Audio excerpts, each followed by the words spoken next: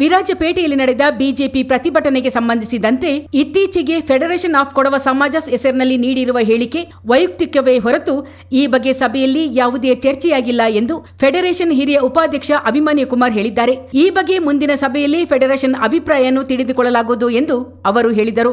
ಪೊನ್ನಣ್ಣ ಪ್ರತಿಕೃತಿ ದಹನ ಮಾಡಿದ್ದೇ ತಪ್ಪು, ಕೊಡವ ಸಮಾಜಗಳು ಅವರ ಬೆಂಬಲಕ್ಕೆ ನಿಂತಿವೆ ಎಂಬಂಥ ಹೇಳಿಕೆಗಳು ಬರುತ್ತಿವೆ. ಆದರೆ ಪ್ರತಿಕೃತಿ ದಹಿಸಿದ್ದು ವೈಯಕ್ತಿಕ ಕಾರಣಕ್ಕಲ್ಲ, ಇದು ಕಾಂಗ್ರೆಸ್ ಪಕ್ಷದ ವಿರುದ್ಧ ನಡೆದ ಪ್ರತಿಭಟನೆ. ಹಿಂದೆ ರಂಜನ್ ಅಥವಾ ಎಂಸಿ ನಾಣಯ್ಯ ಅವರ ಪ್ರತಿಕೃತಿ ದಹಿಸಿದಾಗ ಈ ಅಭಿಮಾನ ಎಲ್ಲಿಗೆ ಹೋಗಿತ್ತು? ಕೊಡವಾಮೆ ಬಗ್ಗೆ ಮಾತನಾಡುವ ಸಮಾಜಗಳು ಏನು ಮಾಡುತ್ತಿದ್ದವು? ಪೊನ್ನಣ್ಣ ರಾಜಕೀಯದಲ್ಲಿ ಮುಂದೆ ಬರಲಿ, ಮಂತ್ರಿಯಾಗಲಿ, ಸಿಎಂ ಬೇಕಾದರೂ ಆಗಲಿ, ಎಲ್ಲದಕ್ಕೂ ನಮ್ಮ ಬೆಂಬಲವಿದೆ. ದಯವಿಟ್ಟು ಜನಾಂಗವನ್ನು ಒಡೆಯುವ ಕೆಲಸವನ್ನು ಯಾರೂ ಮಾಡಬೇಡಿ ಎಂದು ಅಭಿಮನ್ಯು ಕುಮಾರ್ ಹೇಳಿದರು.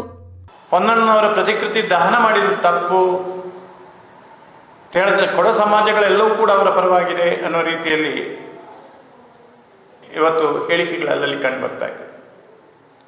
ಆದರೆ ಪೊನ್ನಣ್ಣನವರ ಪ್ರತಿಕೃತಿ ಅವರ ವೈಯಕ್ತಿಕವಾಗಿ ಮಾಡಿರ್ತಕ್ಕಂಥದ್ದಲ್ಲ, ಕಾಂಗ್ರೆಸ್ ಸರ್ಕಾರದ ವಿರುದ್ಧವಾಗಿ ಮಾಡಿರ್ತಕ್ಕಂಥ ಪ್ರತಿಭಟನೆ. ಕೇವಲ ಪೊನ್ನಣ್ಣನವರ ಒಬ್ಬರ ಪ್ರತಿಕೃತಿ ದಹನ ಮಾಡಿಲ್ಲ, ಮಾನ್ಯ ಮುಖ್ಯಮಂತ್ರಿಗಳಾದಂಥ ಸಿದ್ದರಾಮಯ್ಯವ್ರದ್ದು, ಹಾಗೆ ಉಪಮುಖ್ಯಮಂತ್ರಿಗಳಾದಂಥ ಡಿ ಕೆ ಶಿವಕುಮಾರ್ ಅವ್ರದ್ದು ಮತ್ತು ವಿರಾಜಪೇಟೆಯಲ್ಲಿದ್ದಂಥ ಸ್ಥಳೀಯ ಶಾಸಕರಾದಂಥ ಸನ್ಮಾನ್ಯ ಪೊನ್ನಣ್ಣನವರ ಪ್ರತಿಕೃತಿಯನ್ನು ದಹನ ಮಾಡಿದ್ದಾರೆ. ಇದು ಕಾಂಗ್ರೆಸ್ ಪಕ್ಷದ ವಿರುದ್ಧ ಬಿಜೆಪಿಯ ಪ್ರತಿಭಟನೆ ಹೊರತು ಸಿದ್ದರಾಮಯ್ಯನ ವಿರುದ್ಧನೂ ಅಲ್ಲ, ಡಿ ಕೆ ಶಿವಕುಮಾರ್ ವಿರುದ್ಧನೂ ಅಲ್ಲ, ಪೊನ್ನಣ್ಣನವರ ವಿರುದ್ಧನೂ ಅಲ್ಲ. ಇದು ಪೊನ್ನಣ್ಣನವರ ವಿರುದ್ಧ ಮಾತ್ರ ಮಾಡಿರ್ತಕ್ಕಂಥದ್ದನ್ನ ಹೇಳಿಕೊಂಡು ವೈಯಕ್ತಿಕವಾಗಿ ಪೊನ್ನಣ್ಣನವರ ಬೆಂಬಲಕ್ಕೆ ನಿಂತಿರ್ತಕ್ಕಂಥವರಿಗೆ ನಾನು ಹೇಳಲಿಕ್ಕೆ ಬಯಸ್ತಾ ಇದ್ದೇನೆ, ಕೇಳಲಿಕ್ಕೆ ಬಯಸ್ತಾ ಇದ್ದೇನೆ. ಹಿಂದೆ ಸನ್ಮಾನ್ಯ ಅಪ್ಪಚ್ಚು ರಂಜನವರ ಪ್ರತಿಕೃತಿ ದಾನ ಮಾಡಿದ್ರಲ್ಲ, ಆವಾಗ ಇವರೆಲ್ಲ ಎಲ್ಲಿದ್ದರು? ಆವಾಗ ಕೊಡವರಿಗೆ ಅವಮಾನ ಆಗಲಿಲ್ವಾ? ಹಿರಿಯ ಮುತ್ಸದಿ ಸನ್ಮಾನ್ಯ ಎಂಸಿ ನಾಣಯ್ಯನವರ ಪ್ರತಿಕೃತಿ ಕೂಡ ಒಮ್ಮೆ ದಹನ ಆಯಿತು. ಆವಾಗ ಈ ಕೊಡವಾಮಿಗಳ ಬಗ್ಗೆ ಮಾತನಾಡ್ತಕ್ಕಂಥ ಸಮಾಜಗಳಾಗಲಿ ಅಥವಾ ಅದರ ಬಗ್ಗೆ ಮಾತನಾಡ್ತಕ್ಕಂಥವ್ರು ಅವಮಾನ ಆಯಿತು ಅಂತ ಹೇಳ್ತಕ್ಕಂಥವ್ರು ಆವಾಗ ಏನು ಮಾಡ್ತಾ ಇದ್ರು? ಅದೇ ರೀತಿಯಲ್ಲಿ ಕೆ ಜಿ ಬೊಪ್ಪಯ್ಯನವ್ರಿಗೆ ಕೂಡ ಪ್ರತಿಕೃತಿ ದಾನ ಆಗಿದೆ. ಆವಾಗ ಇವರೆಲ್ಲ ಎಲ್ಲಿದ್ದರು? ಈಗ ಈ ಸಂದರ್ಭದಲ್ಲಿ ಮಾತ್ರ ಇದನ್ನು ಯಾಕೆ ಕೇಳ್ತಾ ಇದ್ದಾರೆ ಅಂದರೆ, ನಾನು ಹೇಳಲಿಕ್ಕೆ ಬಯಸೋದಿಷ್ಟೇ, ಎಲ್ಲ ಕೊಡೋ ಸಮಾಜಗಳು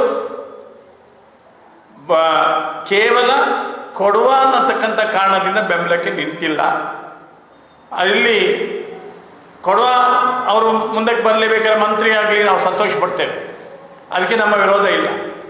ಮುಖ್ಯಮಂತ್ರಿ ಬೇಕಾದ್ರೆ ಆಗಲಿ, ಅವ್ರು ಬಹಳಷ್ಟು ಉತ್ಸಾಹಿತ ತರುಣ, ಹಾಗೆ ಹೀಗೆ ಅಂತ ಹೇಳ್ತಕ್ಕಂಥ ಹೇಳಿ ಕೊಟ್ಟಿದ್ದಾರೆ. ಅವ್ರು ಏನು ಬೇಕಾದಾಗಲಿ ಅದಕ್ಕೆ ಸಂತೋಷ ಪಡುವ, ಅಭಿನಂದಿಸುವ, ಸಮಾಜಗಳಿಗೆ ಅವ್ರ ಮೇಲೆ ತುಂಬ ಅಭಿಮಾನ ಇದ್ದರೆ ಅವ್ರನ್ನ ಕರೆಸಬೇಕಾದ್ರೆ ಸನ್ಮಾನ ಮಾಡಿಕೊಳ್ಳಿ. ಆದರೆ ಒಂದು ಪಕ್ಷದಿಂದ ಆದಂಥ ಒಂದು ರಾಜಕೀಯ ಪ್ರೇರಿತವಾದಂಥ ಹೇಳಿಕೆಗಳನ್ನು ಕೊಡ್ತಕ್ಕಂಥದ್ದು ಎಷ್ಟರ ಮಟ್ಟಿಗೆ ಸರಿ ಅಂತ ಹೇಳ್ತಕ್ಕಂಥ ಪ್ರಶ್ನೆ. ನಾಪಕಲು ಕೊಡವ ಸಮಾಜದ ಮಾಜಿ ಅಧ್ಯಕ್ಷ ಮನು ಮುತ್ತಪ್ಪ ಮಾತನಾಡಿ, ವಿಶ್ವ ನಾಯಕ ಮೋದಿ ಅವರ ಪ್ರತಿಕೃತಿಯನ್ನು ಅನೇಕ ಬಾರಿ ದಹನ ಮಾಡಲಾಗಿದ್ದು ನಮಗೆ ನೋವಾಗಿಲ್ಲವೇ ಎಂದು ಪ್ರಶ್ನಿಸಿದರು. ಆದರೆ ವಿರಾಜಪೇಟೆ ಪ್ರತಿಭಟನೆಗೆ ಕೆಲವು ಸೋಷಿಯಲ್ ಮೀಡಿಯಾ ವೀರರು ಪ್ರತಿಕ್ರಿಯೆ ನೀಡುತ್ತಿರುವುದು ಹಾಸ್ಯಾಸ್ಪದ ಎಂದರು. ಪೊನ್ನಣ್ಣ ಕೊಡವರ ಅಭಿವೃದ್ಧಿಗೆ ಏನು ಮಾಡಿದ್ದಾರೆ ಎಂದು ಪ್ರಶ್ನಿಸಿದ ಮನು ಮುತ್ತಪ್ಪ, ಹಾಕಿ ಉತ್ಸವಕ್ಕೆ ಅನುದಾನ ನೀಡಲು ಆರಂಭಿಸಿದೆ ಬಿಜೆಪಿ ಎಂದರು. ಬೊಮ್ಮಾಯಿ ಸರ್ಕಾರ ಕೂಡ ಕೊಡವ ಸಮುದಾಯದ ಅಭಿವೃದ್ಧಿಗೆ 10 ಕೋಟಿ ನೀಡಿದ್ದಾರೆ. ಕೊಡವ ಸಮುದಾಯಗಳಿಗೆ ಬಿಜೆಪಿ ಶಾಸಕರು ನಿರಂತರ ಅನುದಾನ ನೀಡುತ್ತಿದ್ದಾರೆ.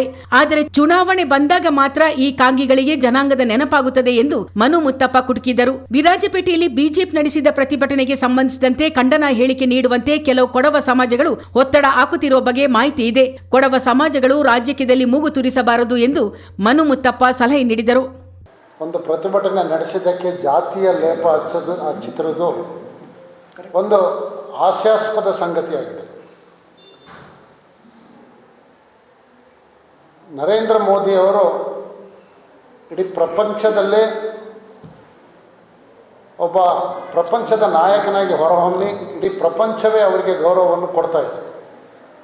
ಆದರೆ ಅವರ ಪ್ರತಿಕೃತಿಗೆ ಹಿಂದೆ ಇದೆ ಮುಖ್ಯಮಂತ್ರಿಯವರು ಡಿ ಕೆ ಶಿವಕುಮಾರ್ ಅವರು ಶವಯಾತ್ರೆಯನ್ನು ನಡೆಸಿದರು. ಪ್ರತಿಭಟನೆ ಒಂದು ಭಾಗದವಾಗಿ ನಡೆಸಿದ್ದಾರೆ.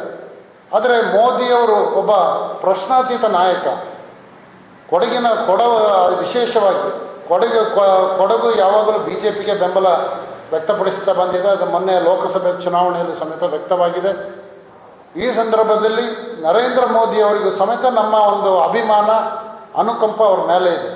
ಅವಾಗ ನಮಗೇನು ನೋವಾಗಲಿಲ್ವಾ? ಆದರೆ ಮೊನ್ನೆ ಪೊನ್ನಣ್ಣನವರ ಡಿ ಕೆ ಶಿವಕುಮಾರ್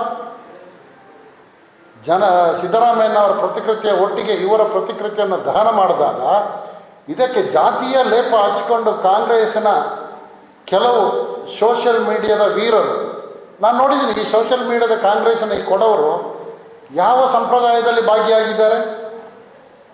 ನಾವು ಹುಟ್ಟಿನಿಂದಲೂ ಸಮೇತ ನಮ್ಮ ಸಂಪ್ರದಾಯ ಇರ್ಬೋದು, ನಮ್ಮ ಸಂಸ್ಕೃತಿ ಇರ್ಬೋದು, ಆಚಾರ ವಿಚಾರ ಪದ್ಧತಿ ಪರಂಪರೆ ಎಲ್ಲ ವಿಚಾರಗಳಲ್ಲಿ ದಿನನಿತ್ಯ ತೊಡಗಿಸ್ಕೊಂಡು ಆ ಒಂದು ಜನಾಂಗದ ಹೇಳಿಕೆಗೆ ಸಂಪ್ರದಾಯದ ಉಳಿಯುವಿಗೆ ನನ್ನನ್ನು ಸೇರಿಸ್ಕೊಂಡು ನಮ್ಮ ಎಲ್ಲ ಸಮಾಜಗಳು ಜೊತೆಗೇ ಬಿ ಜೆ ಪಿಯಲ್ಲಿರ್ತಕ್ಕಂಥ ಎಲ್ಲರೂ ಸಮೇತ ಆ ಸಂಸ್ಕೃತಿಯನ್ನು ಬೆಳೆಸಲಿಕ್ಕೆ ಪ್ರಯತ್ನ ಪಡ್ತಿದ್ದಾರೆ.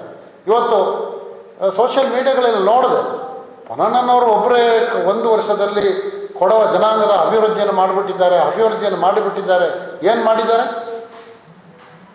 ಮಾಡಿದ್ದಾರೆ? ಬಹುಶಃ ಕಾಂಗ್ರೆಸ್ ಈ ದೇಶವನ್ನು ಆಳಿದ 60 ವರ್ಷಗಳಲ್ಲಿ ಏನು ಮಾಡಿದೆ? 1 ವರ್ಷದಲ್ಲಿ ಇವರೆಲ್ಲ ಮಾಡಿಬಿಟ್ರಾ?